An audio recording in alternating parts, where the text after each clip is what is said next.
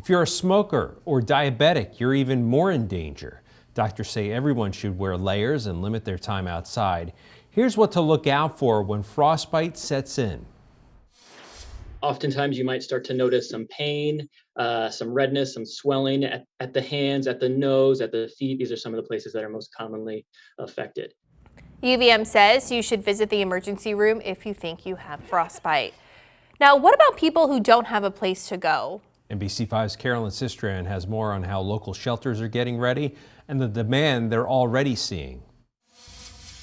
As people prepare for dangerously cold temperatures, shelters are ready to be as busy as ever. We're operating 3 shelters. They're all at their capacity. Good Samaritan Haven taking in as many as they can across Washington County. Their walk-in locations switching up operations to accommodate the weather. We are going to be extending our hours over the next 2 days and trying to link up with whatever is open in the community after that time. But there isn't always enough room.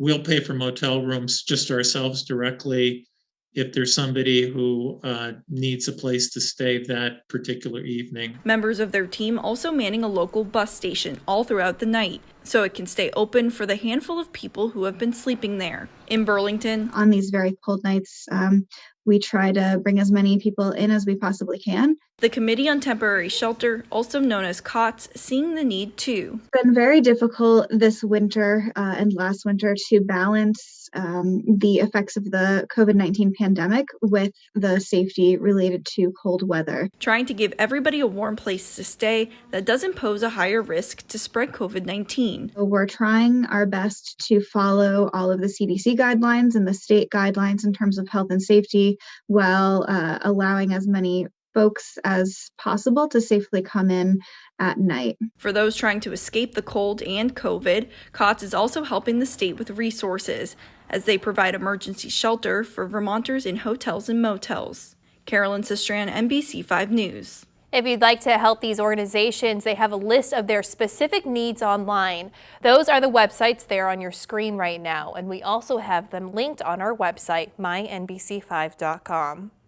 Some of the biggest school districts in our region canceling classes for tomorrow. Both the Burlington and Plattsburgh City schools are closed tomorrow. Burlington School District says it's because of the cold weather.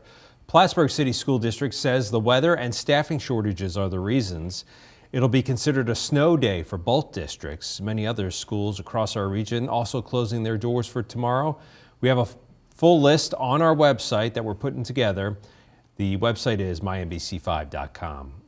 We'll check in with Tyler for another look at tomorrow's forecast and see if things are warming up anytime soon. That's coming up in less than 10 minutes.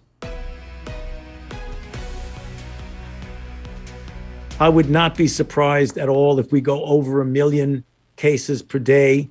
Today, Dr. Anthony Fauci with a frightening prediction of the weeks ahead. It comes as the CDC updates its travel guidance to Canada. The agency now upgrading the travel risk level to 4, and that means they're urging people not to travel there, even if they're fully vaccinated. Here's a look at the latest case count across our region tonight. Vermont's health department did not release an update today. We're told the case numbers are delayed as they work on some accurate reporting for the past few days. In New Hampshire, more than 8,500 cases reported since Friday, and 8 more people have died from the virus. And in northern New York, more than 2,800 new cases reported since Friday, 313 in Franklin County, 732 in Clinton County, 882 in Essex County, 883 in St. Lawrence County, and 4 more people have died from the virus in northern New York. Nearly 2 years into the pandemic, the guidelines for parents and their kids keeps changing. Vermont schools will no longer do contact tracing or surveillance testing. The Agency of Education is now asking parents to test their kids at home with rapid antigen tests. Fully vaccinated students who come into close contact with someone who tests positive for COVID can come to school without testing. School nurses will be able to test anyone with symptoms using rapid antigen or LAMP tests. The Vermont Teachers Union is calling the move a demoralizing blow to educators. Educators must have access to testing when they feel they need it to make sure that they are going to be safe in the classroom. If it's not the surveillance testing program that's in place now, it has to be replaced with some form of testing. The state's plan is still being finalized. We reached out to the Agency of Education today for more details. They referred us to the health department, which told us, quote, the public health context of Omicron requires changes to our testing program. The Agency of Education is currently fully focused on helping schools manage this transition. In Montpelier, state lawmakers began a second week working from home via computer. Leaders are trying to decide if it's safe to return in person to the State House next week. The Joint Rules Committee today brought in an expert at UVM Medical Center. After last week's record case count, she expects cases the next 2 weeks will be even higher. I wouldn't be surprised if we saw a rise in numbers this week. I mean, it's hard to look at the numbers from last week and think they could go higher, but I suspect they will. But I hope that in sort of at the end of the next sort of 3 to 4 weeks that we start seeing some plateauing and then some reduction in cases. Dr. Cindy Noyes said masking is essential around others right now, and the State House leaders took no action today on whether to extend the remote session beyond this week. New tonight at 10, the Pension Task Force in charge of finding a solution to Vermont's underfunded pension system, releasing their final report after months of work. Task Force members saying they're confident that they've put together a package that they can present to the legislature in defense of state employees and their retirements. More than $17,000 cash, several bags of fentanyl, and 2 loaded gun magazines found at a Burlington home. Police responded to a call Sunday afternoon from a woman who said her boyfriend, Terrence Anderson, was threatening her with a gun. When officers got to the house, they found a gun hidden in a laundry basket. Anderson was arrested and brought back to the police department, where officers found 5 bundles of fentanyl and $500 on him. Police later got a search warrant and found a safe inside the home. Now, there were more drugs, tens of thousands of dollars in cash, and 2 loaded gun magazines. Anderson is scheduled to be in court tomorrow morning. Tonight, a Vermont man facing multiple charges, including attempted homicide after a shooting incident in Derby Line today. Police got calls about gunfire on Caswell Avenue around 9:45 this morning. The people who called police thought that there were multiple shooters. When police got there, they found that Alfred Charest was outside the building where the calls came from. Troopers found evidence of shots fired coming from inside his apartment, hitting other apartments and several vehicles outside. Police say there were no reported injuries. Next at 10, the city of Plattsburgh wants your opinion on developing the waterfront, how you can give your input. Plus, why Vermont's governor is putting attention on trades and developing the workforce. Tyler? Couple things to look at. We've got the cold tonight, but there could be an even colder blast later on, and of course some warmer days too. We'll track it all. You're watching the NBC5 News at 10 o'clock.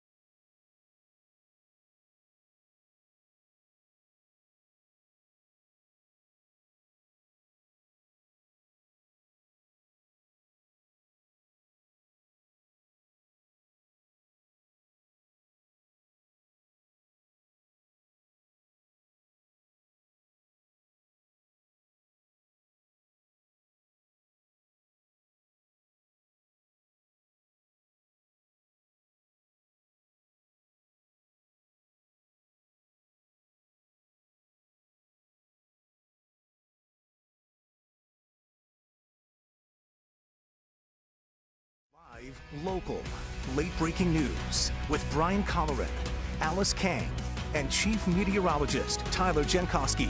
This is NBC5 News. Today, more tributes to honor the late actor Bob Saget, best known for his role on Full House. He was found unresponsive in an Orlando hotel room last night. He died at the scene. Detectives say they found no signs of foul play or drug use. People gathering at the Full House home in San Francisco to say goodbye to the actor. Sort of touched everybody in my generation, my siblings, my cousins, all of my friends growing up. I'm from Southern California, but I think it was sort of raised a generation throughout the country. Saget was 65 years old, and he was in Florida as part of his I Don't Do Negative comedy tour. Today, we learned new information about yesterday's deadly fire in the Bronx. New York City Mayor Eric Adams says the death toll has lowered. It was at 19, but the medical examiner's office believes it's at 17 at this point. The fire commissioner says this deadly fire started by a portable space heater. Investigators say safety doors failed to close in that apartment building when the fire broke out, sending smoke throughout the building. The fire was contained to the hallway just outside this two-story apartment, but the smoke traveled throughout the building, and the smoke is what caused the deaths and the serious injuries. The stairs were the only way to escape the fire. The building is too tall for any fire escapes. The city of Plattsburgh is looking for your feedback for developing the waterfront. You can now find an online survey through the city's website to help create the Harborside Master Plan. The city is in the early stages for revitalizing the riverfront and lakefront and the Dock Street Landing area. Plans include an environmental learning center, a farmers market area, and an exercise trail.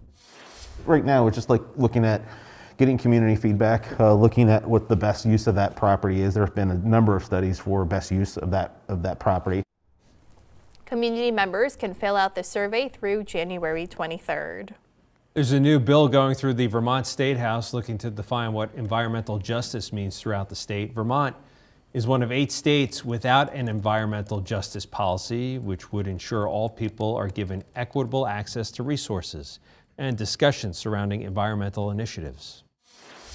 It levels the playing field between frontline communities and the agency and department heads who need to sit down and better understand where there's environmental costs and where there's environmental benefits. The bill is in the Senate right now. Lawmakers are hoping it can get passed by May of this year. Now, NBC5 First Warning Weather with Chief Meteorologist Tyler Jankowski. Cold out there. Yep, but get ready for it because it's about to get even colder, right, Tyler? Yeah, I don't know. Maybe that's why it feels okay-ish when you think about tomorrow morning, when you know what's coming. It'll be the worst, I think, about 7 o'clock in the morning. That's when some spots will feel like 35 below zero. Just a little bit of wind in the cold. You put the two together, that's how you get that kind of a wind chill. But headline number 3 here, Saturday, there could be another round of cold that is just like this, if not a little bit colder to start off the weekend. So this is the latest check on the temperatures, just the plain old temperature is 0 in Ellenburg, at a 0 in Gabriel's. How about the Northeast Kingdom? 6 in Lyndonville, 6 in Danville. So all single digits for the most part, but an 11 in Burlington, 10 in Essex, and down the road more in the teens. But the colder air coming in on this northwest wind, these are not the gusts, these are the sustained numbers. Pretty impressive. 16 sustained out of the northwest. Is actually coming right down the Champlain Valley. And we still have some clouds overhead. These are the current wind chills. Coldest is 18 below in Montreal. Positive single numbers in southern Vermont. But again, we're going downhill as we get into tomorrow morning. That's why there's a wind chill warning for the mountains and for the valleys. It's a wind chill advisory. Basically, the difference is a little bit colder. So 25 below right next to the lake, up to or down to 35 below once you head out into the colder spots. Now there's a little bit of flake action right now. This is very light, maybe a flurry or light snow shower right along and west of Route 7 near Middlebury and then over Danby and Londonderry. That will wrap up because there's actually a pretty impressive line of clearing here. If you look at the St. Lawrence River, north and west of the river in the Canadian border, it's clear. So that'll really help the temperatures fall off once that clearing sets in. If you're wondering record territory or not, no, not even close. The records tomorrow are all 20 to about 30 below zero, and the actual air temperatures will be below zero, but not even, or not anything close to the records for tomorrow.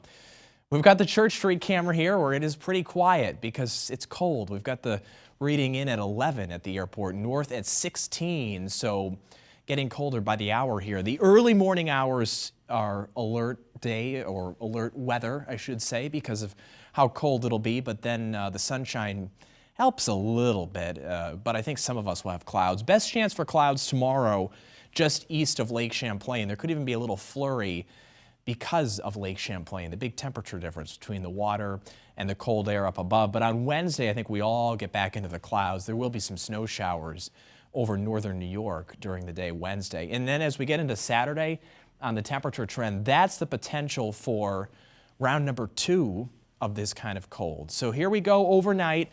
The lows by tomorrow morning, 10 below in Plattsburgh, 5 below in Burlington, and just barely inching above the 0 mark tomorrow. About 4 in Plattsburgh, 3 for Shazy, and for southern Vermont, a few double digits. Keene and Brattleboro about 10 or 12 degrees. So the 5-day forecast shows snow showers on Thursday.